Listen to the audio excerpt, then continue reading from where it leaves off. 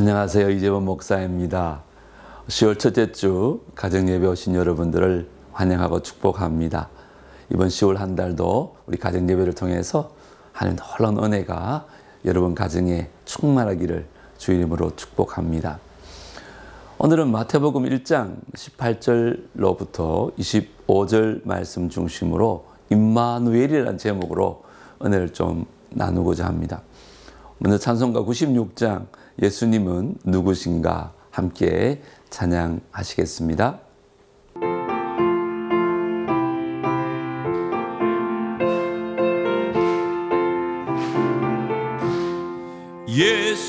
예수님은 누구신가 우는 자의 위로와 없는 자의 풍성이며 천한 자의 높음과 잡힌 자의 노임되고 우리 기쁨 되시네.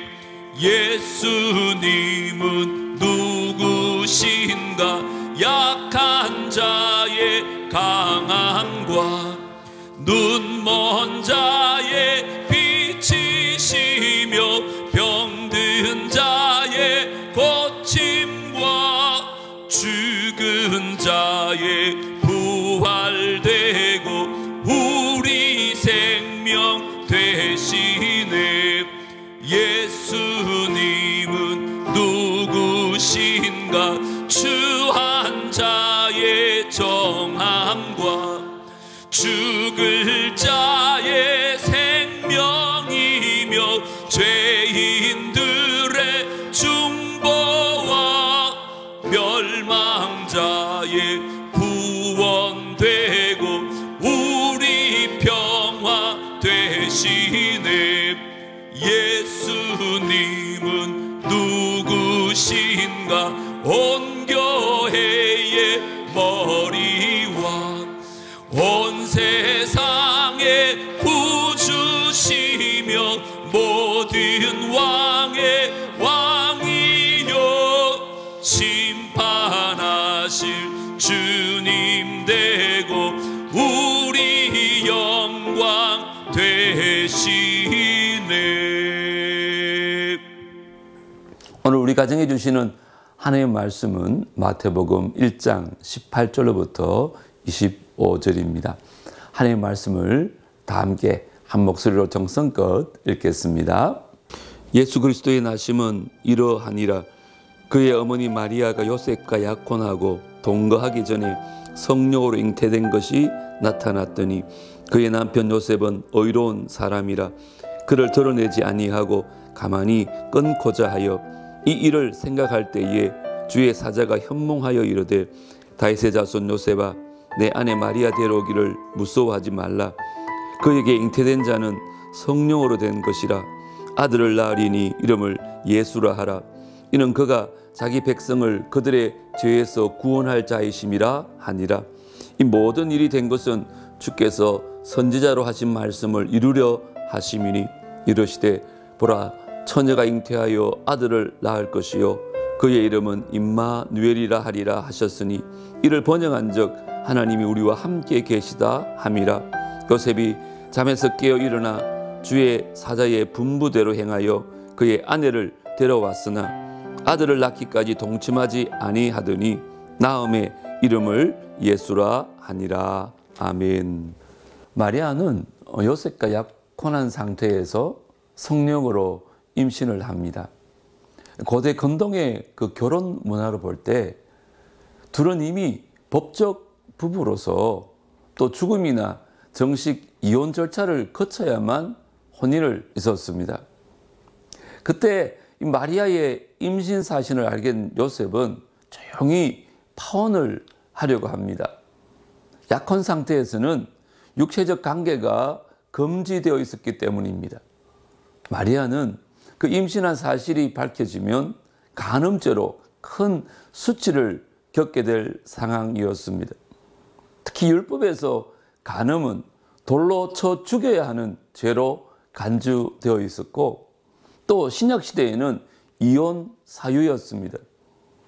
율법에 바로 쓴 그 의로운 사람이 이었던 요셉은요, 마리아와의 그 관계를 정리할 뿐만 아니라 또 율법의 기준대로 처벌할 수도 있었습니다. 하지만 요셉은 마리아에게 긍휼을 베풀어 증인 앞에서만 조용히 이혼하려고 마음을 먹습니다. 그런데 그때 주의 사자가 요셉의 꿈에 나타나 무수하지 말고 마리아와 결혼하라고 명령합니다. 그리고 마리아가 성령으로 구원자를 임신한 것을 알려줍니다. 또한 아기의 이름을 자기 백성을 그들의 죄에서 구원할 자라는 뜻인 예수라고 지어주라고 하면서 아기의 탄생이 하나님이 우리와 함께 하신다라는 그 임마누엘의 실현임을 일러줍니다. 요셉은 이 모든 사건을 통해 하나님이 선지자의 예언을 이루셨음을 깨닫게 됩니다. 잠에서 깬 요셉은 그 주의 사자의 명령에 순종하여 마리아와 결혼하고 또 이후에 예수님이 그 가정에 태어나십니다. 이처럼 하나님이신 예수님은 그분의 백성이자 죄인인 우리를 구원하시기 위하여 인간의 몸으로 태어나셨습니다. 예수라는 이름 자체가 구원자를 뜻함을 기억하면서 예수님이 나의 참 구원자이심을 고백하는 여러분 되어야 할 것입니다. 이제 말씀 관찰 시간입니다. 먼저 예수님이 이 땅에 오신 목적은 무엇인가요? 21절에 보시면 자기 백성을 죄에서 구원하시기 위해 오셨다고 합니다. 예수님은 인간의 죄의 문제를 해결하기 위해서 이 땅에 오셨습니다. 인간의 죄의 문제를 해결하기 위해서는 동일한 인간이어야 하고 죄 용서의 효력을 위해서는 또한 하나님이셔야 합니다. 그래서 예수님이 성육신하셔서 이 땅에 오신 것입니다. 인간의 근원적인 문제가 돈이라면 예수님은 은행가가 되셨을 것입니다. 세상의 시스템이 문제라면 훌륭한 정치인이 되셨을 것입니다. 또한 내면의 상처가 인간의 근원적인 문제라면 그는 탁월한 상담자로 오셨을 것입니다. 하지만 인간의 근원적인 문제가 죄의 문제이기 때문에 예수님은 죄인과 동일한 모습인 인간으로 오셔서 그 십자가를 지시고 죽으시고 또 사망을 이기시고 부활하셔서 이 죄의 문제를 해결하신 것입니다. 임마누엘의 하나님을 찬양하지 않을 수가 없습니다. 두 번째, 요셉은 마리아가 성령으로 잉태했다는 사실을 알게 되자 어떻게 했나요? 24절과 25절에 보니까 마리아와 헤어지지 아니하고 아이를 낳기까지 동침하지 않았다고 말합니다. 마리아가 임신했다는 소식을 듣자 요셉은 의로운 사람이라 드러내지 않고 가만히 끊으려고 했습니다. 이때 주의 사자가 현몽하여 요셉에게 그 마리아의 임신에 관한 이야기를 들려줍니다. 요셉의 입장에서는 참 충격적인 소식이 아닐 수 없습니다. 사람이 성령으로 잉태되었다는 것도 처음 들었을 것이고 또 그 대상이 내가 사랑하는 마리아이고 또 그 아이가 사람의 죄를 대속할 예수 그리스도라니 이게 더 믿기지가 않는 일입니다. 참 믿기 힘든 상황인데도 요셉은 그 마리아가 그랬듯이 예수님을 품기 위하여 철저하게 순종합니다. 우리 25절 말씀을 다시 한번 보십시오. 아들을 낳기까지 동침하지 아니하더니 나음의 이름을 예수라 하니라.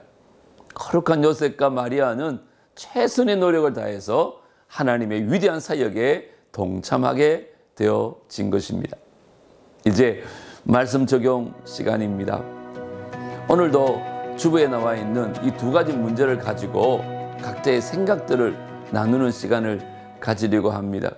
가정예배에서 이 시간이 가장 은혜로운 시간이 되어질 것입니다. 먼저는 임마누엘의 하나님께 드릴 감사의 고백들을 오늘 가족들과 함께 좀 나눠보시기 바랍니다. 두 번째는 성령으로 아이를 가졌다는 이야기를 들었을 때 요셉과 마리아의 마음이 어땠을까요? 또한 내가 그 상황이었다면 어떻게 반응했을 것 같은지 가족과 함께 나눠보시면 참 재미있을 것 같습니다. 이제 인도자와 함께 나눔을 하시고 또 대표자가 주보에 따라서 그렇게 마무리 기도하시고 주기도문으로 예배를 마치시면 됩니다. 오늘도 은혜로운 시간 되시기 바라고요. 여러분 모두 사랑하고 축복합니다. 또 다음 주에 뵙겠습니다.